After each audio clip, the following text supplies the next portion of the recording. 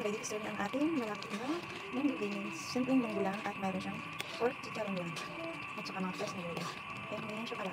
Ayan. Ang sarap ng pagkaluto niya. Daming gulay na fresh. Free pa na. Gulay ang makuha natin sa bakura. Ayan.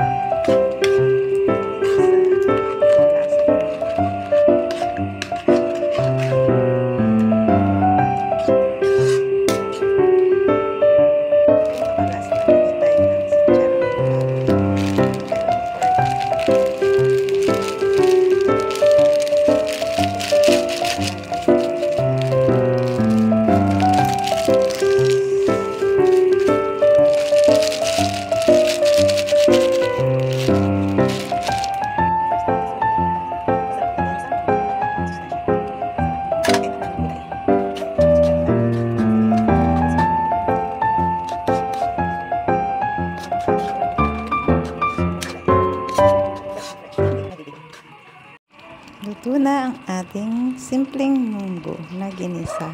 Thanks for watching. God bless po.